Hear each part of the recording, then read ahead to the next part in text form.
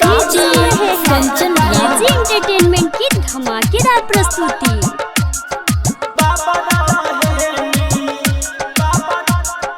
Neem Chowk Chausima Vaishali. Mix by AG recording studio.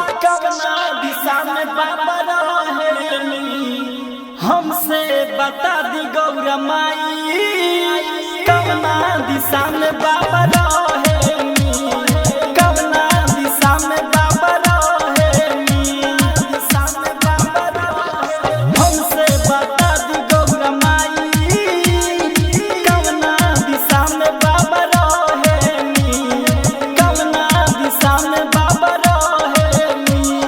पूर्व से पश्चिम उत्तर से दक्षिण चारों दिशा में हम खोजेनी। हमसे बता दी गौरा माई कवना दिशा में बाबा रहेनी, कवना दिशा में बाबा रहेनी, कवना दिशा में बाबा डीजे कंचन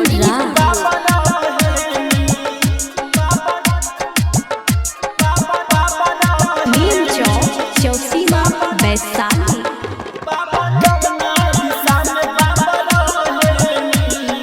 भूखल पियस बानी गाजा के असबानी दर्शन करेला मन हरेला, दर्शन करेला मन हरेला।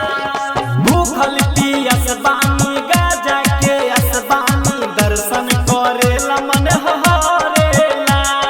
सावन के पावन पुरवा बहेला कतही ना हो रुकेनी। हमसे बता दी गौरा माई कवना दिशा में बाबा रहेनी, कवना दिशा में बाबा रहेनी, कवना दिशा में बाबा डीजे कंचन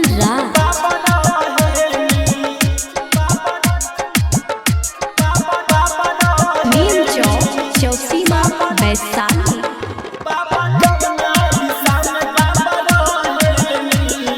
मिथुन मस्तानी हो बनले कमरिया हो रंजित वीरेंद्र साथ चलेला, रंजित वीरेंद्र साथ चलेला।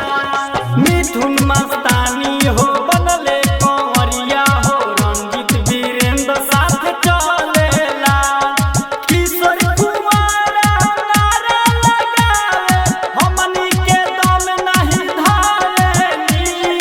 हमसे बता दी गौरा माई कवना दिशा में बाबा रहेनी, कवना दिशा में बाबा रहेनी। Mix by AG recording studio Roshanpur Sapaha.